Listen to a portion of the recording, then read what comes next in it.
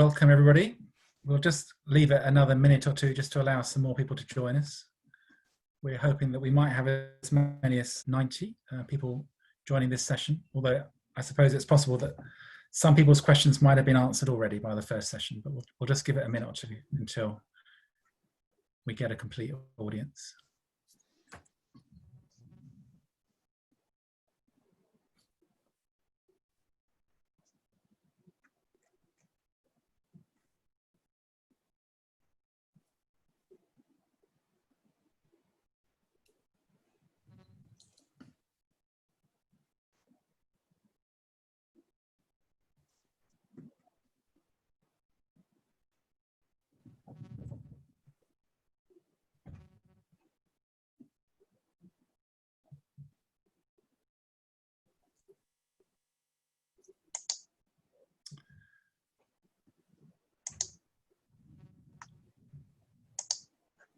Okay, well, it's 5:45, so I think it's probably time to start. So a very warm welcome to you again. My name is Ross Furman. I'm one of the assistant principals at the college. I'm responsible for all the support services which students receive. And then joining me is Paul Riley, who some of you might have heard in the previous session. Paul is the principal at Haywards Heath and at Worthing College. So between us, we're hoping to answer all of your questions, whether they are concerned with Haywards Heath or with Worthing College. This session is very much intended to be a chance for you to ask the questions that are on your mind. We don't want it to be us delivering lots of material, but we have prepared a few questions that we quite commonly get asked. So the plan is that we will answer a few of these questions, and then every slide we'll just pause and give you a chance to ask some questions and respond to the questions coming in. Okay, thank you, Megan. Do you want to go to the first slide? So these are questions which we get asked very frequently. I'm just going to pass on to Paul to answer the first one. Is the college opening in September? The answer to that is very simply yes, in that we have continued to learn and work throughout the pandemic. We have had continual learning for vulnerable students and those students of key workers. And we've also put in place a learning program for our current students over the summer term, which has continued their learning right through to the end of their courses at the end of year 13, and also supported students in ongoing learning and assessment in year 12. And we will continue to do that in moving forward. Whatever the scenario we face in September with social distancing and the rules in place set by government, we will continue to learn and work. And students will continue to enroll on their courses and enroll on their study programs and continue to learn throughout. So the answer again is an emphatic yes. Thank you. The next question is, when should I apply? That depends a little bit what year group you belong to. If you belong to year 10, which I think most people are who are joining us today, then we strongly encourage you to get your application in by Christmas. By the 18th of December is our deadline in the coming term. What we say to students is that if you apply by Christmas, then we can guarantee your first choice courses. We will consider later applications, but the sooner you get your application in, the best chance you've got of getting exactly the courses that you want. If you are a year 11 student and you still haven't quite finalised what you're doing in September, please do still get in touch with us. You can use the application form on the website and we'll do our best to find you the kinds of courses which you need and which you want. Can I choose any courses that I want? Well, yes, that's part of the beauty of college, whether it's Worthing College or Haywards Heath, that we do try to give people the opportunity to pursue what they're really interested in and what they really care about. We do guide students onto 3 courses typically, or the equivalent if they're doing some of our larger courses. We do have some courses which are doubles worth 2 A-levels, or we've got courses which are triples worth 3 A-levels. So it depends a little bit on what you choose. But one of the advantages of Worthing and Haywards Heath is that we do offer mixed programs, which means that you can do some A-level, you can do some BTEC, you can do some CamTech, and that just gives students the chance to develop different skills and to kind of put together a mix of qualifications which really suits them as an individual. So yeah, I mean, you can apply for any courses you want, and it's fair to say that the timetable clashes are very rare because we're a big college and we've got lots of options. Okay, we're going to pause there on those questions and just kind of turn to some of the questions which you're sending in. So, Paul, have you spotted any you wanted to respond to? Yeah, the interesting question. How do you support students who want to do medicine, including the BMAT and UCAT tests? Absolutely, those are supported. The other thing that is connected with that is the Aspire program for students who are entering competitive university places, in a whole program and different elements in place to support those students in terms of, for example, preparation for interview for those competitive places, trying to get a true understanding of what the interview process is in individual students, because it does differ from institution to institution, but also making sure that you're tied in and linked in with one of our alumni so that you can see their progress and their experience on those courses for the universities of your choice. So absolutely, we do provide for students who are looking at medicine as one of the options for competitive university places. Interesting question about further mathematics. How many students go on to do further mathematics? In terms of the first year at Worthing, we have 2 full groups as a standard number of around 20 in each group do further mathematics. And at Haywards Heath, we know that there will be at least 1 full set of further mathematics students enrolling with us in this coming September. At Haywards Heath, would I be allowed to drop a subject if I'm struggling in the second year? What we'd be looking there is to do a potential transfer for a student who is really struggling and has not taken advantage or indeed developed as a consequence of the amazing support systems that will be in place. But one of the things we would do very carefully is make sure that it doesn't provide a barrier to your progression if indeed did come to the final decision that a course would be dropped for whatever reason moving into the second year. But transfer options will be available to ensure that by the end of your 2 years of study, you would be able and enabled to progress onto university or a high-level apprenticeship or any progression route of your choice. Ross, picking up on any of that coming through? Yeah, do you have a formed tutor? Absolutely, and I'll move on to that a little bit later in the presentation, but all students will have a named tutor who's their first point of contact to support them.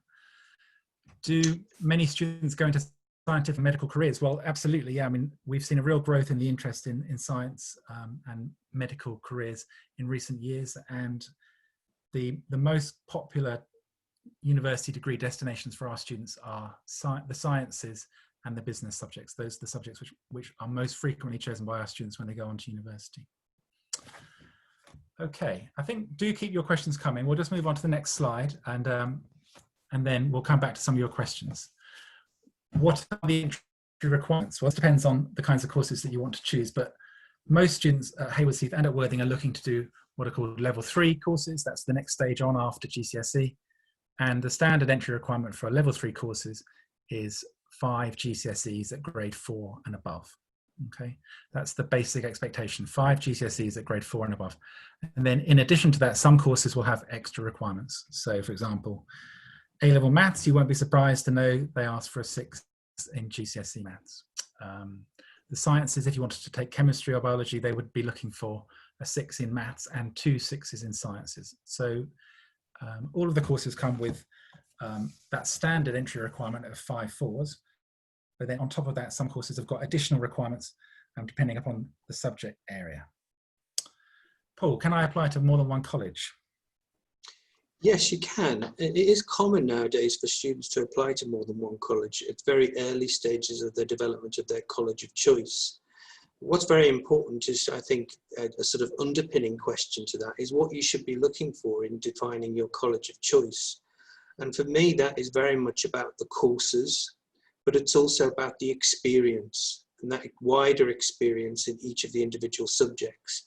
And please be mindful that an individual course, for example, A-level history, is not necessarily the same in its delivery models in terms of the experience you'll get in individual colleges.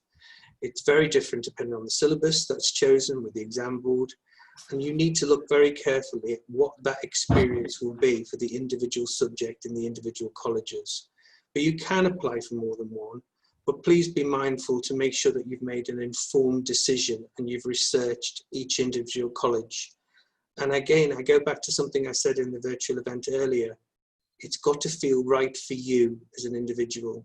You know, the environment will shout out at you if it's right, and you feel that you will progress and you'll enjoy your studies. Ross. Okay, I'm just going to quickly respond to that 6th question there. Can I change my mind about my courses? Yes, absolutely. It is a confusing area, further education. There are so many qualifications on offer. We don't expect you to have all the answers at the very beginning. When you put in your application, you can specify the courses that you're thinking of doing. And then the next thing that will happen is that we'll invite you to a meeting to discuss your application. We call them course guidance meetings, and it's the chance for you to sit down with an advisor and to talk through your options and to give you the best possible advice. And at that point, you can change your choices. And then there are also opportunities later on in the process as well. So we would invite you into an introductory day in June in 2021, where you would be able to go to sample some lessons, go to some taster sessions, and there's a chance at the end of that day to change your courses. And then most importantly, when you finally get your GCSE results in August, there's an opportunity to change courses after that. And so that would take place at the enrolment interview, which happens right at the very beginning of September. So just be reassured that there'll be plenty of opportunities for you to discuss things further.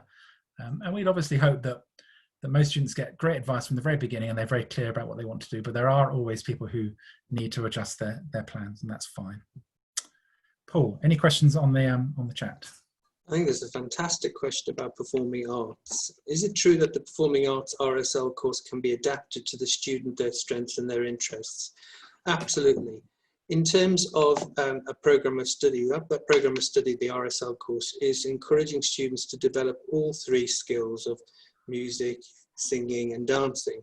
But you don't have to be a triple threat in terms of the sort of standard nomenclature of this. You just have to be willing to develop those skills over time, and the course develops all three areas, but you really are able to shine with your strengths and develop your areas for development. So I really wanted to pick up on that. Can I continue the Duke of Edinburgh Award? Yes, you can. In both colleges, you'll be able to continue whatever stage you're at in the Duke of Edinburgh Award, moving between the different badges. There's a question about whether, I'm quite seeing now, is there access to music practice space and equipment outside of lesson time? Yes, there is, absolutely. We do really understand the importance of allowing students time to develop their skills and ideas around performing arts-based subjects, but also the visual arts-based subjects are equally the same in providing that space and time for development of ideas and skills. My daughter would like to do A-level dance. How does the Dance Academy work? The Dance Academy is about enriching and stretching the students, both in terms of the fitness and strength requirements of dance, but also in terms of the experience of different forms of dance, visiting performers, but also the students going out into the performing arts area and seeing the best possible performance to pick up on ideas and look at the styles and techniques being developed. What is your pastoral support like? Ross, would you like to answer that one, particularly given your individual role at college? I will do, yeah. We were going to cover that anyway. So we're really committed to the support needs of our students, and we really strongly believe that any individual support needs that you might have should not prevent you from achieving your full potential when you come to study at college. Every student has got a tutor, a named tutor, who is their first point of contact. That's somebody that you can go to for personal issues, or if you're struggling with your courses, or you've got any academic concerns, then they're there to support you. Their job is to support, but also to monitor, so they'll keep an eye on you and how you're getting on during your studies. And there's a regular tutorial program, so you would meet with your tutor on a regular basis in order to receive advice and guidance and support about a whole range of issues, some of them to do with your courses, but others to do with your development and your progression into the future. And then on top of that, we've got a range of other support services. There's a Progression Plus team, which is all about providing guidance with careers. There's an additional learning support team who provide support with students who've got extra or additional needs. That might be to do with the need for exam concessions. It might be that you've got an education healthcare plan and you need to be supported in that. That team is there to provide support to students who've got individual extra needs above and beyond those of other students. Okay, let's move on to the next slide. What will my timetable look like? So again, this will vary depending upon the courses that you choose, but one of the biggest kind of challenges, it's exciting, but it can also be tough for students to learn to manage their study more independently. This is about a step towards adulthood. It is about a step towards kind of independence. And so you'll probably find that you'll be in the classroom for about half of your week, and then we will be expecting you to work independently on a range of homework assignments and independent study tasks outside of lessons. So a typical timetable, I would say on average, students are in 4 days a week, but they wouldn't necessarily be in at the same time every day. Some lessons you'll be in first thing, some days you might have a middle lesson or an afternoon lesson, so that the timetable will be different for different students. And yeah, it means that you've got to develop those skills to kind of become responsible in terms of managing your homework. And that's something we spend a lot of time looking at in the first term, to develop those skills and to develop that confidence. How is college different from school, Paul? I think picking up on some of the things you said, Ross, about sort of independence, I think there is a real drive to build independent learning skills for students in college, perhaps in a greater degree than there has been at school.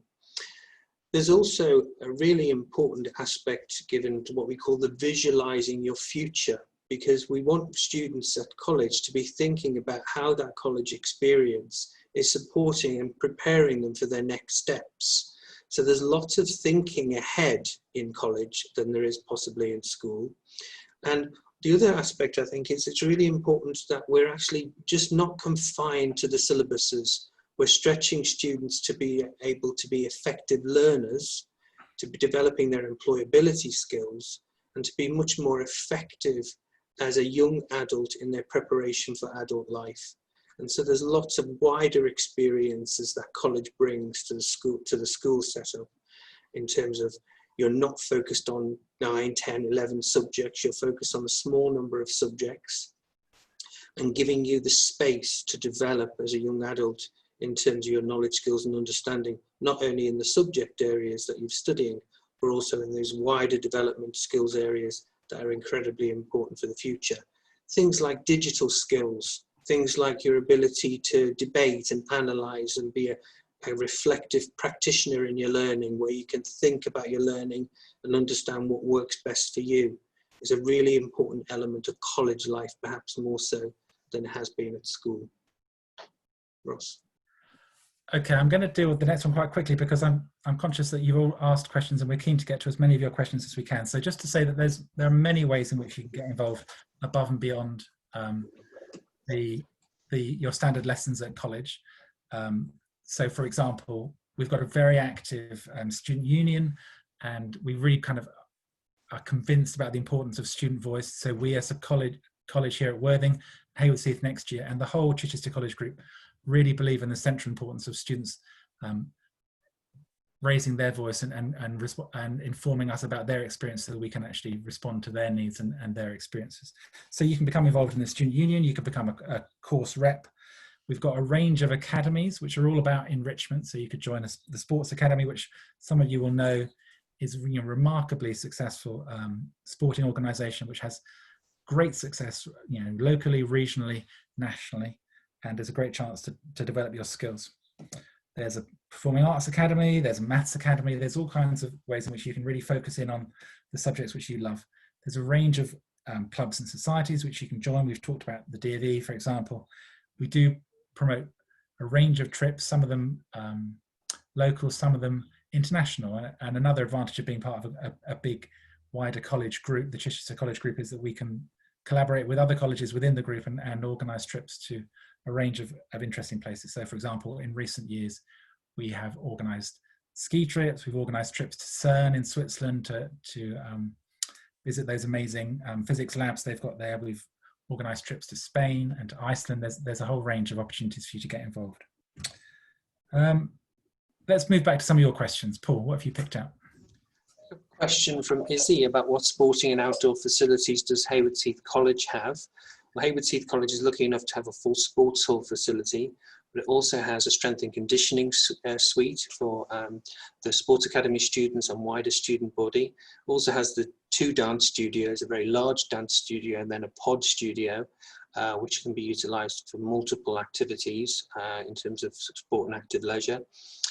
We also are developing on the Penland Road area, those that know the site and the area, there's a complete field area for college sports, and we are developing that area for a full-size rugby pitch, a full-size football pitch, and a five-a-side pitch, as well as a cricket square. And we'll be absolutely making sure that the state-of-the-art facilities across both the field sports and in the sports centre, with the equipment set out for both competitive sport at a higher level across all the sports academies, and indeed other individual sports. So I hope that answers that question. Somebody's asked, when will year 10 students get a chance to have a look around Worthing College and indeed Hayward Heath? I'm glad you asked that, because we're very keen to promote our open events, which are happening in November. If you're in year 10, then the normal time for you to come and visit colleges is in the autumn term. Worthing have got open evenings on the 2nd and 3rd of November. Hayward Heath have got theirs on the 9th and the 10th of November. So do come along and have a look at, our fantastic facilities. Paul. Great question there, Ross. Going to pick up on what opportunities are there to play gigs or other musical events. We really, really encourage that. We have a whole host of Battle of the Bands events, so sing events, where students and performers can come together to actually express themselves and actually develop their talents. So we really would encourage that in a vibrant environment in both colleges. Does the college have any collaboration with the music industry? Yes, we do, with past students who've gone on to work in the industry and also industry bodies, and working with things like the National Theatre as one example of that, that links into other music industry bodies as well. There's a question about work experience. Do you offer work experience? Can we do it in the summer after year 12? Well, the answer to that is we don't just offer, but we kind of require it. We do expect all year 12 students to complete a work experience placement in their first year at college. It's something which I understand that some students might find a little bit daunting, and there is support in place for that. But generally speaking, we really believe in the value of getting students out of the college and into the workplace to kind of begin to develop that confidence which comes with that, and also just to really help guide them towards their decisions about their future. There's lots of evidence that work experience really helps students to clarify their ideas about their future plans, and it also makes them more employable as well. So yeah, every student in year 12 will be challenged to do a work experience placement.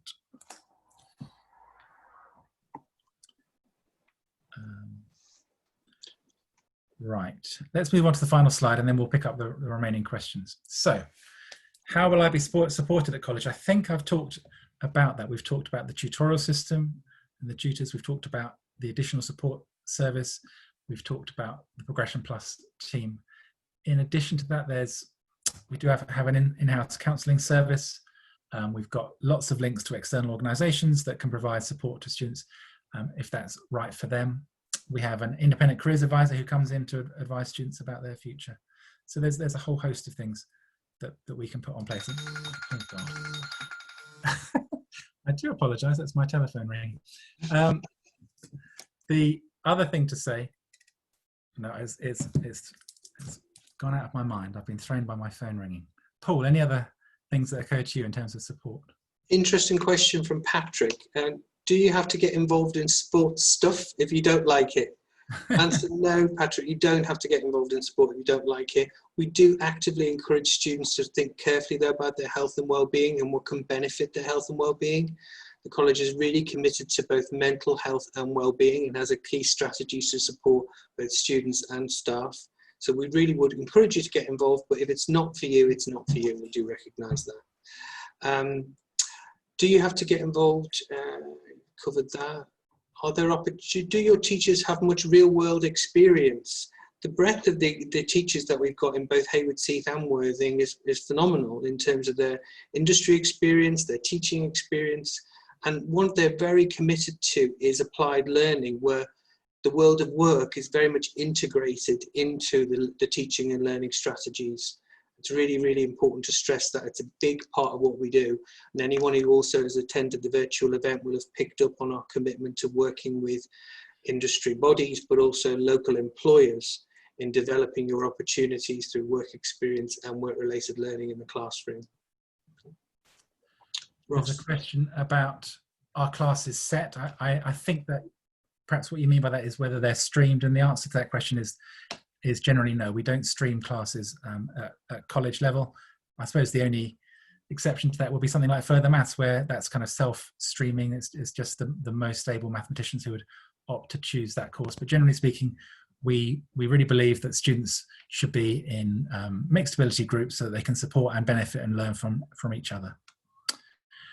Going back to the slide, we've got a question: how will you help me to apply to university and apprenticeships? And there really is a host of support for students who are looking to go to university. In terms of when you apply, students would apply to university at the beginning of year 13, so the autumn term of their second year at college. So you've got time to think about things. And what we do in year 12 is we put together a range of opportunities to give you advice and chances to visit universities. So we run university open day visits. We take coaches to some of the local universities.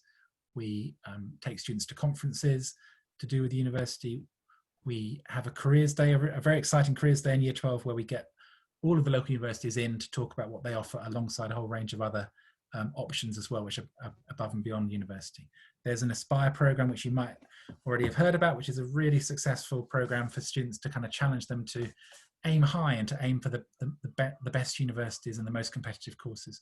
And that's a chance which is that's a program which is open to all students to get involved with. And then apprenticeships, we offer a similar kind of range of chances. So we run information evenings to help students find out about opportunities. We have apprenticeship providers come into our careers day.